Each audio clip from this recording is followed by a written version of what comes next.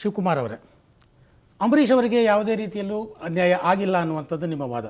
ಆದರೆ ಈಗ ಅವರ ಅಭಿಮಾನಿಗಳು ಏನು ಹೇಳ್ತಾ ಇದ್ದಾರೆ ಅಂತಂದರೆ, ಡಿ ಕೆ ಶಿವಕುಮಾರ್ ಕಡೆಯವರಿಂದಾಗಿ ಅಂಬರೀಷ್ ಅವರಿಗೆ ಸಚಿವ ಸ್ಥಾನ ತಪ್ಪಿತು, ಇನ್ನೊಬ್ಬ ಚಿತ್ರರಂಗದ ಇನ್ನೊಬ್ಬ ನಟಿಯರಿಗಾಗಿ ಆ ಸ್ಥಾನವನ್ನು ಮೀಸಲಿಡೋದಕ್ಕಾಗಿ ಡಿ ಕೆ ಶಿವಕುಮಾರ್ ಅವರೇ ಅಂಬರೀಷ್ ಅವರಿಗೆ ಈ ಸ್ಥಾನವನ್ನು ತಪ್ಪಿಸಿದ್ರು. ಈ ಬಗ್ಗೆ ಹೋರಾಟಗಳು ಕೂಡ ಆಗ್ತಾ ಇದೆ. ಅದು ಬೀದಿಲಿ ಬಿದ್ದು ಹೋರಾಟ ಮಾಡ್ತಾ ಇದ್ದಾರೆ ಕಾರ್ಯಕರ್ತರು, ನಿಮ್ಮದೇ ಪಕ್ಷದ ಕಾರ್ಯಕರ್ತರು ಸೀಮೆಎಣ್ಣೆ ಸುರ್ಕೋತಾ ಇದ್ದಾರೆ. ಇದೆಲ್ಲ ಹೇಗಾಗ್ತಿದೆ ನೋಡಿ. ಅಂಬರೀಷ್ ಅವ್ರ ಬಗ್ಗೆ ನಮಗೆಲ್ಲ ಭಾಳ ಅಪಾರವಾದಂಥ ಗೌರವ ಇದೆ. ಅಂಬರೀಷ್ ಗೊತ್ತಿದೆ ನನ್ನ ರೋಲ್ ಇದರಲ್ಲಿ ಏನೂ ಇಲ್ಲ ಅಂತ. ನಾನು ಅಂಬರೀಷ್ ಅವ್ರ ಬಗ್ಗೆ ರಾಜ್ಯಕ್ಕೆ, ರಾಷ್ಟ್ರಕ್ಕೆ ಒಂದು ದೊಡ್ಡ ಆಸ್ತಿ, ಅದರಲ್ಲೇನು ಅನುಮಾನ ಇಲ್ಲ. ನಮ್ಮ ಪಕ್ಷಕ್ಕೂ ಒಂದು ದೊಡ್ಡ ಆಸ್ತಿ. ಆದರೆ ಕಾರ್ಯಕರ್ತರು ನನ್ನ ಮೇಲೆ ಹೇಳಿದರೆ, ಈಗ ಯಾರೋ ಬೇರೆ ಶಾಸಕರು ನನ್ನ ಮೇಲೆ ಹೇಳಿರ್ಬೋದು, ಪಾಪ ಸಿಗದೆ ಇರ್ಬೋದು, ನನ್ನ ಮೇಲೆ ಹೇಳೋದ್ರಲ್ಲಿ ತಪ್ಪೇನಿಲ್ಲ, ಹೇಳಲಿ ಅವರು. ಏಕೆಂದರೆ ಆ ಕೋಪನ ಮುಖ್ಯಮಂತ್ರಿಗಳ ಮೇಲೆ ಹೇಳೋಕ್ಕಾಗಲ್ಲ, ಇಲ್ಲ ಸೋನಿಯಾ ಗಾಂಧಿ ಮೇಲೆ ಹೇಳೋಕ್ಕಲ್ಲ. ಸೊ ನನ್ನಂಥವ್ರ ಮೇಲೆ ಹೇಳ್ತಾರೆ. ನನ್ನ ತಮ್ಮ, ಅವ್ರ ಬ್ರದರ್ಸ್, ನಾನು ಯಾರೇ ಆಗಲಿ. ಈಗ ಬೇರೆ ಇನ್ನೊಂದು ಯಾವುದೋ ಶೆಟ್ಟಿ ಶಾಸಕರು ಡಿ ಕೆ ಶಿವಕುಮಾರಿಂದ ತಪ್ಪು ಅಂತ ಹೇಳ್ತಾರೆ, ಮಂಡ್ಯ ಅಂಬರೀಷ್ ಅವರು ನನ್ನಿಂದ ತಪ್ಪು ಅಂತ ಹೇಳ್ತಾರೆ. ಸೊ ನಾನು ಅವ್ರನ್ನ ತಪ್ಪಿಸೋಷ್ಟು ದೊಡ್ಡವನಾಗೋದನ್ನ? ಹಂಗಾರೆ ನನ್ನ ತಪ್ಪಿಸಿದ್ರಲ್ಲ, ಯಾರು ತಪ್ಪಿಸಿದ್ರು ಅಂತ ಹೇಳಿ ನನಗ? ನಾನು ನನ್ನ ತಪ್ಪಿಸಿದಾಗ ನಾನು ಯಾರ ಮೇಲೆ ನಾನು ಆರೋಪ ಮಾಡಲಿ? ಸೊ ನಾನು ಯಾರ ಮೇಲೂ ನಾನು ಆರೋಪ ಮಾಡಲಿಲ್ಲ, ನಾನು ಅವಶ್ಯಕತೆ ಇಲ್ಲ. ಸೊ ಇಲ್ಲಿ ನಾವು ಯಾರಿಗೂ ತಪ್ಪಿಸೋಂಥ ಇದು ರಾಜ್ಯದ ಮುಖ್ಯಮಂತ್ರಿಗಳು ಮತ್ತು ಹೈಕಮಾಂಡ್ ತೆಗೆದುಕೊಂಡಂಥ ತೀರ್ಮಾನ. ಇಲ್ಲಿ ನಾವು ಮಾಡೋದೇನಿದೆ? ಈಗ ಆಯ್ತು, ಒಂದು ಕೇಳಿ ಸ್ವಾಮಿ, ಈಗ ಒಂದು ಸ್ವಲ್ಪ ಹೇಳ್ತೀನಿ ಕೇಳಿ. ಮುಖ್ಯಮಂತ್ರಿಗಳಿಗೂ ಮತ್ತು ಶಿವಕುಮಾರ್ ಅವರಿಗೂ ಒಂದು ರೀತಿಯ ಒಂದು ಒಪ್ಪಂದ ಆಗಿದೆ, ಅಲಿಖಿತ ಒಪ್ಪಂದ ಆಗಿದೆ. ಅಂದರೆ ಮುಖ್ಯಮಂತ್ರಿ ಸಿದ್ದರಾಮಯ್ಯನವರು 5 ವರ್ಷ ಅವಧಿಯನ್ನು ಸಂಪೂರ್ಣವಾಗಿ ಪೂರ್ಣಗೊಳಿಸಬೇಕು. ಆ ನಿಟ್ಟಿನಲ್ಲಿ ಡಿ ಕೆ ಶಿವಕುಮಾರ್ ಅವರು ಪಕ್ಷದ ಕಡೆಯಿಂದ ಅವರಿಗೆ ಎಲ್ಲ ರೀತಿಯ ಸಹಕಾರ ಕೊಡಬೇಕು. ಅದೇ ರೀತಿಯಲ್ಲಿ ಸಿದ್ದರಾಮಯ್ಯನವರು ಡಿ ಕೆ ಶಿವಕುಮಾರ್ ಮುಂದಿನ KPCC ಅಧ್ಯಕ್ಷರಾಗೋಕ್ಕೆ ಮತ್ತು ಮುಂದಿನ ಕಾಂಗ್ರೆಸ್ ಮುಖ್ಯಮಂತ್ರಿ ಅಭ್ಯರ್ಥಿ ಆಗೋಕ್ಕೆ ಎಲ್ಲ ರೀತಿಯ ಸಹಕಾರ ಕೊಡಬೇಕು. ಈ ರೀತಿಯ ಒಳ ಒಪ್ಪಂದ ಒಂದು ಸಿದ್ದರಾಮಯ್ಯ ಮತ್ತು ಡಿ ಕೆ ಶಿವಕುಮಾರ್ ಅವರ ಮಧ್ಯೆ ಆಗಿದೆ. ಹಾಗಾಗಿಯೇ ಡಿ ಕೆ ಶಿವಕುಮಾರ್ ಅವರು ಇತ್ತೀಚೆಗೆ ತುಂಬ ಸ್ಮಾರ್ಟ್ ಆಗ್ತಾ ಇದ್ದಾರೆ. ನೋಡಿ, ಅದೆಲ್ಲ ಸುಳ್ಳು. ನಾನು KPCC ಅಧ್ಯಕ್ಷ ಸ್ಥಾನಕ್ಕೆ ಅರ್ಜಿ ಹಾಕೊಂಡು ಹೋಗಿಲ್ಲ, ನಾನು ಯಾರನ್ನೂ ಕೇಳೋಕ್ಕೆ ಹೋಗಿಲ್ಲ, ನನಗೆ ಅವಶ್ಯಕತೆಯೂ ಇಲ್ಲ. ಯಾರು ಬೇಕಾದ್ರೂ ಸೀನಿಯರ್ಸ್ ಯಾರು ಬೇಕಾದ್ರೂ ಹಾಕ್ಕೊಳ್ಳಿ, ಯಾರು ಬೇಕಾದ್ರೂ ಆ ಜವಾಬ್ದಾರಿ ತೆಗೆದುಕೊಂಡು ನಡೆಸಲಿ. ನನಗೆ ಬೇಕಾಗಿರೋದು ಈ ಸರ್ಕಾರ ವಾಪಸ್ಸು, ನಮ್ಮ ಸರ್ಕಾರ ಬರಬೇಕು. ನನಗೂ ಮುಖ್ಯಮಂತ್ರಿಗಳಿಗೇನು, ನಾನು ಮುಖ್ಯಮಂತ್ರಿಗಳಿಗೆ ಹೇಳಿದ್ದೇನೆ, ಅದರಲ್ಲಿ ಹಿಂದೆ ಮುಂದೆ ಏನು ಹೇಳಿಲ್ಲ. ನಾನು ಈ ಡಿಸಿಡೆಂಟ್ ಆ್ಯಕ್ಟಿವಿಟೀಸು ನನಗೆ ಅಧಿಕಾರ ಇಲ್ಲದೆ ಹೋದಕ್ಕೆ ಕೂಡ ನಾವು BJP ನೋಡಿದ್ದೀವಿ. ನಾವು BJP ನಡೆದಂಥ ಗಲಾಟೆಗಳು, ಡಿಸಿಡೆಂಟ್ ಆ್ಯಕ್ಟಿವಿಟೀಸ್ ನಾವು ನೋಡಿದ್ದೇವೆ. ವೀರಪ್ಪ ಮೊಯ್ಲಿ ಅವ್ರ ಕಾಲದಲ್ಲಿ ಆಗ ನಡೆದಂಥ ಡಿಸಿಡೆಂಟ್ ಆ್ಯಕ್ಟಿವಿಟೀಸು, ಬಂಗಾರಪ್ಪನವ್ರ ಕಾಲದಲ್ಲಿ ಇವೆಲ್ಲ ನೋಡಿದ್ದೇವೆ. ಪಕ್ಷಗಳು ಪತನ ಆಗಿದೆ. ಜನತಾದಳದಲ್ಲಿ ಡಿಸಿಡೆಂಟ್ ಆ್ಯಕ್ಟಿವಿಟೀಸು, ಬೊಮ್ಮಾಯಿ ಸರ್ಕಾರ ಇದು ಮಾಡೋಂಥ ಸಂದರ್ಭದಲ್ಲಿ ಇದೇ ಮಂತ್ರಿಮಂಡಲ ಆದಾಗ ಆ ನಂಬರ್ಗಳು ತೆಗೆದುಕೊಂಡು ಸಿಗ್ನೇಚರ್ ಹಾಕ್ಸಿಸ್ಬಿಟ್ಟು 2 ದಿನಕ್ಕೇ ಗವರ್ನರ್ಗೆ ಕೊಟ್ಬಿಟ್ರು. ಸೊ ಇವೆಲ್ಲ ಆಗಿ ನಂಬರ್ಗಳೆಲ್ಲ ಕಡಿಮೆ ಆಗೋಯ್ತು. ಸೊ ಸರ್ಕಾರಗಳೆಲ್ಲ ಹೋಗಿರೋದೆಲ್ಲ ನಾವು ನೋಡಿದ್ದೇವೆ. ಅಲ್ಟಿಮೇಟ್ಲಿ ಇವೆಲ್ಲ ನಮ್ಮ ಕಣ್ಣೆದುರುಗಡೆ ನಡೆದಂಥ ವಿಚಾರ. ಸೊ ಅದರಿಂದ ನಾವು ಯಾವುದಕ್ಕೂ ಯಾವ ಕಾರಣಕ್ಕೂ ನನಗೆ ಈ ಡಿಸೆಂಟು, ಗುಂಪುಗಾರಿಕೆ ಮಾಡೋದು ಮತ್ತೊಂದರಿಂದ ಯಾವ ಪಕ್ಷಕ್ಕೂ ಒಳ್ಳೆಯದಲ್ಲ. ನನ್ನ ಪಕ್ಷನ ಈಗ ಅದ್ವಾನಿ ಅಂತವರು, ಮುರಳಿ ಮನೋಹರ್ ಜೋಶಿ ಅಂತವರು, ಅವ್ರು ತಾಳ್ಮೆಯಿಂದ ಇಲ್ವಾ? ಅವರೇನು ಈ ದೇಶದ ದುಡ್ದಿಲ್ವಾ? ಮೋದಿಯವ್ರಿಗಿಂತ ಜಾಸ್ತಿ ದುಡ್ದವ್ರು ಅವರು. But they are just digesting. ಅವ್ರಿಗೂ ಮನಸ್ಸಲ್ಲಿ ನೋವು ಇದೆ, ಇಲ್ಲ ಅಂತ ನಾನು ಹೇಳೋದಿಲ್ಲ. ಅವ್ರಿಗೆ ಹೇಳ್ಕೊಳ್ದೆ ಆಯ್ತಪ್ಪ, ನಮ್ಮ ಜನ ಬೇರೆಯವ್ರಿಗೆಲ್ಲ ಅವಕಾಶ ಸಿಕ್ಕಿದೆ ಅಂತ ತಾಳ್ಮೆಯಿಂದ ಇದ್ದಾರೆ. ಸೊ ಹಂಗೆ ಬೇರೆಯವ್ರಿಂದನೂ ನಾವು ಬೇಕಾದಷ್ಟು ಪಾಠ ಕಲಿಬೇಕಾಗಿದೆ. ನಾವು ಕೂಡ ಈ ಸಂದರ್ಭದಲ್ಲಿ ನನಗೆ ಚೀಫ್ ಮಿನಿಸ್ಟರ್ಗೆ ನಾನು ಯಾಕೆ ಅವ್ರಿಗೆ ಟ್ರಬಲ್ ಮಾಡೋಕ್ಕೆ ಹೋಗಲಿ? ನನಗೂ ಅವ್ರಿಗೂ ಏನು ಒಪ್ಪಂದ ಇದೆ? ಅವ್ರು 5 ಇಯರ್ಸ್, ಯಾಕೆಂದರೆ ನಮಗೆ ಅವ್ರು 5 ಇಯರ್ಸ್ ಸರ್ಕಾರ ನಡೆದ್ರೆ ನೆಕ್ಸ್ಟು ನಮಗೆ ಕ್ಲೀನಾಗಿ ಓಟ್ ಬರಲಿಕ್ಕೆ. ಯಾಕೆಂದರೆ ಈ ಹಿಂದೆ ದಲಿತ CM ಆಗಬೇಕು ಅಂತ ಕೂಗೆಲ್ಲ ಎಲ್ಲ ಕಡೆ ಬಂದಾಗ ಹಲವಾರು ಕಾಂಗ್ರೆಸ್ ಪಕ್ಷದ ಸಂಪುಟ ಸಹೋದ್ಯೋಗಿಗಳೇ ಅದಕ್ಕೆ ರಿಯಾಕ್ಟ್ ಮಾಡಿದ್ರು, ಮುಖ್ಯಮಂತ್ರಿಗಳು ರಿಯಾಕ್ಟ್ ಮಾಡಿದ್ರು, ಹಲವಾರು ಕಾಂಗ್ರೆಸ್ ಮುಖಂಡರು ರಿಯಾಕ್ಟ್ ಮಾಡಿದ್ರು. ನೀವು ಮಾತ್ರ ಯಾವುದೇ ರೀತಿಯಲ್ಲೂ ಅದಕ್ಕೆ ರಿಯಾಕ್ಟ್ ಮಾಡಲಿಲ್ಲ. ನೋಡಿ, ಅದು ನಮ್ಮ ಪಾರ್ಟಿಲಿ ಯಾರನ್ನ ಮಾಡಬೇಕು ಬಿಡಬೇಕು ಅಂತ ಅವ್ರು ಕೊಡ್ತಿದ್ದಾರೆ.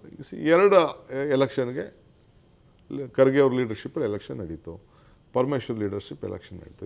ನಾವು ಯಾರು ಮಾಡಬೇಡಿ ಅಂತ ಹೇಳಲಿಲ್ಲ. ನಾವೇ ಖರ್ಗೆ ಅವ್ರು ಆಗಬೇಕು ಅಂತೇಳಿ ಆಸೆ ಪಟ್ಟಿದ್ದು.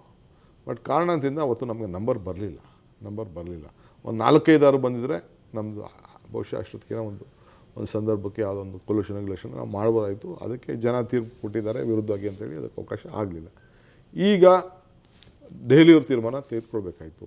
ಅದು ಅವ್ರಿಗೆ ಬಿಟ್ಟಿದ್ದಂಥ ವಿಚಾರ. ನಮ್ಮದೇನು ಇಲ್ಲೇನು ವೈಯಕ್ತಿಕ ಆದರೆ ನಮ್ಮದೇನೆಂದರೆ ನಾನು ಒಬ್ಬ ಬೆಳಗ್ಗೆ ಸಾಯಂಕಾಲ ಜಗಳ ಮಾಡಿಕೊಂಡು, ಯಾಕೆಂದ್ರೆ ನಮ್ಮ ಜಗಳಕ್ಕಿಂತ ವೈಯಕ್ತಿಕವಾದ ಆಸೆ, ನನಗೂ ಬೇಕಾದಷ್ಟು ಆಸೆ ಇರ್ತದೆ. ಅದಕ್ಕೆ ಆ ಕಾರ್ಯಕರ್ತರುಗಳಿದಾರಲ್ಲ ಹಳ್ಳಿಗಳಲ್ಲಿ, ಒಂದು 10 ಕ್ಷೇತ್ರದಲ್ಲಿ ಗಲಾಟೆಗಳು, ಇನ್ನೊಂದು 90 ಕ್ಷೇತ್ರಗಳು, 100 ಕ್ಷೇತ್ರಗಳು, ಅಲ್ಲೆಲ್ಲ ಕಾರ್ಯಕರ್ತರು ಬೆಳಗ್ಗೆ ಸಾಯಂಕಾಲ ನೊಂದ್ಕೊಳ್ತಾ ಇರ್ತಾರೆ.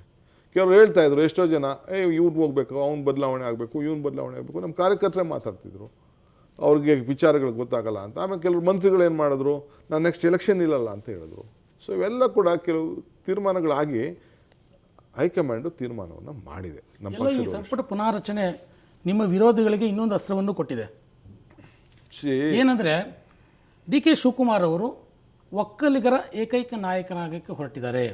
ಇತರ ಒಕ್ಕಲಿಗ ನಾಯಕರನ್ನು ಅವರು ಬಹಳ ಸೂಕ್ಷ್ಮವಾಗಿ ನೋಡ್ಕೊಂಡು ಬಂದರೆ, ಬಹಳ ಸೂಕ್ಷ್ಮವಾಗಿ ಅವರನ್ನು ಎಲ್ಲೆಲ್ಲಿ ಇಡಬೇಕು ಅಲ್ಲಿ ಇಡುವಂಥ ಒಂದು ಪ್ರಯತ್ನವನ್ನು ತೆರೆಮರೆಯಲ್ಲೇ ಮಾಡ್ತಾ ಇದ್ದಾರೆ. ನಾನು ನೋಡಿ ಒಕ್ಕಲಿಗರ ನಾಯಕ ಆಗೋದಲ್ಲ, I am a Congress worker. Basically ನಾನೊಬ್ಬ ಕಾಂಗ್ರೆಸ್ ಕಾರ್ಯಕರ್ತ. ನನಗೆ ಎಲ್ಲ ಜಾತಿ ಜನಾಂಗನೂ ಬೇಕು. ನಾನು ಈ ಜಾತಿಲಿ ಹುಟ್ಟಿದ್ದೇನೆ, ಈ ಜಾತಿಲಿ ಪ್ರತಿನಿಧಿಸ್ತಾ ಇದ್ದೇನೆ. ಈ ಜಾತಿ ಪ್ರತಿನಿಧಿ ಅಂತ ನನ್ನನ್ನು ಕೊಟ್ಟಿದ್ದಾರೆ. ನಾನು ಇಲ್ಲ ಅಂತ ನಾನು ಹೇಳೋದಿಲ್ಲ. ಆದರೆ ಹಂಗಂತ ಹೇಳಿ ನಾನು ಬರೀ ಒಂದೇ ವರ್ಗ ಒಂದೇ ಜಾತಿ ಮೇಲಲ್ಲ. ನಮ್ಮ ಪಾರ್ಟಿ ಕೃಷ್ಣಪ್ಪ ಅವರ ಬೆಂಬಲಿಗರು ಇದೇ ಆರೋಪವನ್ನು ಮಾಡ್ತಾರೆ. ಅಂಬರೀಷ್ ಅವರ ಬೆಂಬಲಿಗರು ಕೂಡ ಇದೇ ಆರೋಪ. ಕೃಷ್ಣಪ್ಪ ಅವ್ರ ಬೆಂಬಲಿಗರು ಮಾಡಲಿ, ನನಗೂ ಹೇಳೋದು. ಕೃಷ್ಣಪ್ಪ ಅವ್ರು ಫೋನ್ ಮಾಡಿ ಹೇಳಿದ್ರು ನನಗೆ. ನಾನೇ ಅವ್ರಿಗೆ ಇರಬೇಕು ಅಂತೇಳಿ ನಾನು ಆಸೆ ಪಟ್ಟವನು, ಹೇಳಿದ್ದೀನಿ. ನನ್ನ ಹೈಕಮಾಂಡ್ಗೆ ಹೇಳಿದ್ದೀನಿ. ಏನು ನನ್ನ ಕಾನ್ಷಿಯಸ್ ಗೊತ್ತಿದೆ, ನಾನು ಯಾರಿಗೂ ಮೆಚ್ಚಿಸ್ಬೇಕಾಗಿಲ್ಲ, ಯಾರ ಧಮ್ಕಿಗೂ ನಾನೇನು ಎದುರೋನಲ್ಲ. ನಾನು ಪಾಲಿಟಿಕ್ಸ್ ನಾನು ಬೇಕಾದಷ್ಟು ಚಿಕ್ಕ ವಯಸ್ಸಿಂದ ನೋಡಿದ್ದೀನಿ, ಬೆಳೆದಿದ್ದೀನಿ. ಅಧಿಕಾರ ಇಲ್ಲದೆ ಹೋದಾಗೂ ನೋಡಿದ್ದೀನಿ, ಅಧಿಕಾರ ಬಂದಾಗೂ ನಾನು ನೋಡಿದ್ದೀನಿ. ಬೇಕಾದ ಸರ್ಕಾರ, ನಾನು 29 ವಯಸ್ಸು ಮಂತ್ರಿ ಆಗಿದ್ದವು. ನಾನು ಯಾರು ಪಾಲಿಟಿಕ್ಸಲ್ಲಿ ಇಲ್ಲದೆ ಹೋದಾಗೆಲ್ಲ ನಾನು ರಾಜಕಾರಣ ನೋಡಿದ್ದೀನಿ. ನಾನು ಯಾರಿಗೂ ಯಾರ ಧಮ್ಕಿಗೆಲ್ಲ ಎದುರಿಗಿರೋಕ್ಕೆಲ್ಲ. ನನ್ನ ಕೈಲಿ ಏನಾದ್ರು ಒಬ್ರಿಗೆ ಸಹಾಯ ಮಾಡೋದಾದ್ರೆ ನಾನು ಸಹಾಯ ಮಾಡ್ತೀನಿ. ತೊಂದರೆ ಮಾಡೋಕ್ಕೆ ಹೋಗಲ್ಲ, ತೊಂದರೆ ಮಾಡೋ ಅವಶ್ಯಕತೆ ಇಲ್ಲ. ನನಗೆ ನನ್ನ ನಂಬಿಕೆ, ನಾವೇನಾದ್ರು ಒಳ್ಳೇದು ಮಾಡಿದ್ರೆ ನಮ್ಮ ಫಲ ನಮಗೆ ಸಿಗ್ತದೆ, ನಾವು ಕೆಟ್ಟದ್ದು ಮಾಡಿದ್ರೆ ಆ ಫಲ ನಾವೇ ಅನುಭವಿಸ್ತೀವಿ. ಯಾಕೆಂದರೆ ಈಗ ಅಂಬರೀಷ್ ಅವರು ಅಸಮಾಧಾನಗೊಂಡಿದ್ದಾರೆ ಅಂದ ತಕ್ಷಣ ಅಲ್ಲಿ ದೇವೇಗೌಡರು ಫೋನ್ ಮಾಡ್ತಾರೆ, ಅವರು ಪಾಲಿಟಿಕ್ಸ್ ಮಾಡ್ತಾರೆ. ಚುಂಚನಗಿರಿ ಮಠದಿಂದ ಫೋನ್ ಬರುತ್ತೆ, ನಾವು ನಿಮ್ಮ ಜೊತೆ ಇದ್ದೀವಿ ಅನ್ನುವಂಥ. ಆಯ್ತು, ಎಲ್ಲಿ ಕಾಂಗ್ರೆಸ್ ತನ್ನ ಹತೋಟಿಯನ್ನು ಎಲ್ಲೋ ಕಳ್ಕೊಳ್ತಾ ಇದೆಯಾ? ರಾಜ್ಯ ನಾಯಕತ್ವ, ನಮ್ಮ ಶಾಸಕರು ಮತ್ತೆ ಸಚಿವರ ಮೇಲೆ ಕಳ್ಕೊಳ್ತಾ ಇದೆಯಾ? ದೇವೇಗೌಡರು ಮಾಡಲಿ, ಎಲ್ಲರೂ ಮಾಡಲಿ, ಅಷ್ಟು ಪ್ರೀತಿ ಇರೋರು ಅವ್ರ ಮೇಲೆ ಕ್ಯಾಂಡಿಡೇಟ್ ಹಾಕ್ಬಾರ್ದಾಗಿತ್ತು. ಎಲೆಕ್ಷನ್ ನಡೆದಾಗ ಯಾಕೆ ಅವ್ರನ್ನ ಸೋಲಿಸಲೇಬೇಕು ಅಂತ ಹೋಗ್ತಾರೆ? ಕ್ಯಾಂಡಿಡೇಟ್ ಹಾಕ್ಬಾರ್ದಾಗಿತ್ತು. ಅಂಬರೀಷ್ ಅವರು ಸರಿ ಇಲ್ಲ, ಅವ್ರ ನಾಯಕತ್ವ ಅಂತ ಬಂದೇ ಬಿಟ್ರಲ್ಲ ಈ ಪಾರ್ಟಿಗೆ. ಅಲ್ಲೂ ನಿಂತ್ಕೊಂಡು MP ಆಗಿದ್ದಾರಲ್ಲ. ಸೊ ಈಗ ಬೇಕಾದಷ್ಟು ಮತ್ತೆ ಪ್ರಯತ್ನ ಶುರುವಾಗಿದೆ, ಮಾಡಲಿ, ಏನು ತೊಂದರೆ ಏನಿಲ್ಲ. ಅದಕ್ಕೆ ಹೇಗೆ ನೀವು ಹೇಗೆ ರಿಯಾಕ್ಟ್ ಮಾಡ್ತೀರಾ? ಏನಿಲ್ಲ, ಕಾಂಗ್ರೆಸ್ ಪಕ್ಷದಿಂದ ಅದಕ್ಕೊಂದು ಪ್ರತಿತಂತ್ರ ಬೇಕು. ಹೇಳ್ತೀನಿ ಕೇಳಿ, ಅಂಬರೀಷ್ ದಡ್ರಿರಲ್ಲ, ಈಸ್ ಆಲ್ಸೋ ಇಂಟೆಲಿಜೆಂಟ್ ಮ್ಯಾನ್. ಪಾಪ ಕಾರ್ಯಕರ್ತರು ನೋವಾಗಿದೆ, ನಾನು ಇಲ್ಲ ಅಂತ ನಾನು ಹೇಳೋದಿಲ್ಲ. ಕಾರ್ಯಕರ್ತರು ನೋವಾಗಿದೆ. ನೀವೇ ಊಹಿಸಿ, ಜವಾಬ್ದಾರಿ ಮಾಡಿದ್ದಾರೆ ಅವ್ರಿಗೆ. ಒಂದು ಮಂತ್ರಿ ಸ್ಥಾನ ಕೊಟ್ಟಿತ್ತು, ಆಗಿದೆ. ಎಲ್ಲರಿಗೂ ಅವಕಾಶ ಸಿಗಬೇಕಲ್ಲ. ಏನು ಬರೀ 34 ಜನನೇನಾ? ಇನ್ನು ಬೇರೆಯವ್ರು ಯಾರು ಇರಬಾರ್ದಾ? ನಾವು 34 ಜನನೇನಾ? 130 ಜನ ನಾವು ಗೆದ್ದಿದ್ದೀವಿ, 122 ಜನ ಗೆದ್ದಿದ್ದೀವಿ. ಎಲ್ಲರಿಗೂ ಆಸೆ ಇದೆ, ಎಲ್ಲರಿಗೂ ಸಿಗಬೇಕಲ್ಲ. ಏನು ಮಾಡ್ತೀರಿ? ನಾವು ಮಾತ್ರ ನಡೆಸ್ಕೊಂಡು ಹೋಗ್ಬೇಕು, ಬೇರೆಯವ್ರಿಗೆ ಇರಬಾರ್ದಾ? So sharing and caring formula ಇರಲಿಲ್ಲ ಅಂತಂದರೆ ಇಲ್ಲಿ ಎಲ್ಲರಿಗೂ ಸಿಗಬೇಕಾದಂತಹ ಒಂದು ಸಚಿವ ಸ್ಥಾನ ಅನ್ನುವಂಥದ್ದು ನಿಮ್ಮ ಕ್ರೈಟೀರಿಯಾನೋ, ಅಥವಾ ಅಸಮರ್ಥ ಸಚಿವರು ಅಥವಾ ಭ್ರಷ್ಟಾಚಾರ ಪುನಾರಚನೆಗೆ ಯಾವುದು ಕ್ರೈಟೀರಿಯಾ ಆಯಿತು? ಯಾರು ಅಸಮರ್ಥರಲ್ಲ, ಯಾರು ಭ್ರಷ್ಟಾಚಾರದಲ್ಲಿ ಇರಲಿಲ್ಲ, ಎಲ್ಲ ಕೆಲಸ ಮಾಡಿದ್ರು, ಎಲ್ಲರಿಗೂ ಅವಕಾಶ ಸಿಕ್ಕಿತ್ತು. ಅವರು ಎಲ್ಲರಿಗೂ ಅವಕಾಶ ಅನ್ನೋದಾದ್ರೆ ವರ್ಷಕ್ಕೊಂದು ಪುನಾರಚನೆ ಮಾಡಿಬಿಟ್ರೆ ಎಲ್ಲರಿಗೂ ಅವಕಾಶ ನಮ್ಮನ್ನು ಅಲ್ಲ, ಅಂದರೆ ಈಗ ಸಿಕ್ಕಿದ್ದಂಥವ್ರ ಪೈಕಿ ಸಿಕ್ಕಿತ್ತು. ಭಾಳ ಎಫಿಷಿಯೆಂಟ್ ಆಗಿ ಎಲ್ಲರೂ ಕೆಲಸ ಮಾಡಿದ್ದಾರೆ. I don't want to go to single name. All who has been dropped out are all efficient ministers. ಅದರಲ್ಲೇ ನನ್ನ ಮನೆ ಇಲ್ಲ. ಅವ್ರ ಡ್ಯೂಟಿನ ಭಾಳ ಪ್ರಾಮಾಣಿಕವಾಗಿ ಮಾಡಿದ್ರು. ಬಾಬುರಾವ್ ಚಿಂಚನ್ಸೂರ್ ವಿರುದ್ಧ ಹೌದು, ಯಾವ ಆರೋಪ ಅವೆಲ್ಲ. ಶ್ರೀನಿವಾಸ್ ಪ್ರಸಾದ್ ಅವ್ರ ವಿರುದ್ಧ ಪಕ್ಷದಲ್ಲೇನೆ ಅವರು ಶ್ರೀನಿವಾಸ್ ಪ್ರಸಾದ್ ಅವ್ರಿಗೆ ಆರೋಗ್ಯಕ್ಕೆ, ಅವ್ರ ವಯಸ್ಸಿಗೆ, ಅವ್ರ ಹಿರಿತನಕ್ಕೆ as a revenue minister he had done a very wonderful job. ಒಳ್ಳೊಳ್ಳೆ ಸ್ಕೀಮ್ಸು ಮತ್ತೊಂದು ಎಲ್ಲ ಮಾಡಿಕೊಂಡು, ಜಾಸ್ತಿ ಟೂರ್ ಮಾಡೋಕ್ಕೆ ಆಗಿಲ್ಲದೆ ಇರ್ಬೋದು ಕೆಲವು ಸಂದರ್ಭದಲ್ಲಿ. ರೆವಿನ್ಯೂ ಮಿನಿಸ್ಟ್ರು ಅವ್ರ ಕಾಲದಲ್ಲಿ ಪರಮೇಶ್ವರ ನಾಯಕ್ ವಿರುದ್ಧ ಹಲವಾರು ಆರೋಪಗಳು ಕೇಳಿಬಂದು, ಪರಮೇಶ್ವರ ನಾಯಕ ಆಲ್ಸೋ ಎಫಿಷಿಯೆಂಟಾಗಿ ಅವನ ಡಿಪಾರ್ಟ್ಮೆಂಟ್ನ ನಡೆಸಿದ್ದಾರೆ. ಬಾಬುರಾವ್ ಚಿಂಚನ್ಸೂರು ಕೆಲವರು ಆರೋಪಗಳು ಕೆಲವು ಕಾಣ್ಬೋದು ಅಷ್ಟೇ, but is A very great potential leader. Backward class ಒಬ್ಬ ಲೀಡರ್ ಆತ. ನಡೆಸ್ಕೊಂಡು ಬಂದಿದ್ದಾನೆ, ಏನು ತೊಂದರೆ ಏನಿಲ್ಲ. ಯಾರೂ ಪಾಪ ಯಾರ ಮೇಲೂ ನಾವು ಒಬ್ಬರ ಮೇಲೂ ಕೂಡ ಆರೋಪ ಇಲ್ಲಿ ಇತರರಿಗೂ ಅವಕಾಶ ಸಿಗಬೇಕು ಅನ್ನೋದಷ್ಟೇ ಕ್ರೈಟೀರಿಯಾನೋ ಅಥವಾ ಸಮರ್ಥರಿಗೆ ಇನ್ನಷ್ಟು ಹೆಚ್ಚು ಅವಕಾಶ ಪಕ್ಷದಲ್ಲಿ ಸಿಗ್ಬೇಕು ಅನ್ನೋ- ಕೆಲವು ಪಕ್ಷದಲ್ಲಿ ಕೆಲವು ತೀರ್ಮಾನಗಳು ಮಾಡ್ತಾರೆ, ಏನು ಮಾಡೋಕ್ಕಾಗೋದಿಲ್ಲ. ಎಲ್ಲ ಸರ್ಕಾರಗಳು ಎಲ್ಲ ಪಕ್ಷಗಳಲ್ಲೂ ಇದು ನಡ್ಕೊಂಡು ಬಂದಿದೆ, ಎಲ್ಲ ಸರ್ಕಾರಗಳು ಬಂದಿದೆ. ಹಿಂದೆ ದಳದಲ್ಲೂ ಕೂಡ ಬೇಕಾದಷ್ಟು ಸೀನಿಯರ್ ಮಿನಿಸ್ಟರ್ನೆಲ್ಲ ಕಳಿಸಿ ಪಾರ್ಟಿ ಕೆಲಸಕ್ಕೆ ಕೆಲವು ಸಂದರ್ಭದಲ್ಲಿ ಕಳಿಸ್ಕೊಟ್ಟಿದ್ರು, ಏನು ಮಾಡೋಕ್ಕಾಗ್ತದೆ.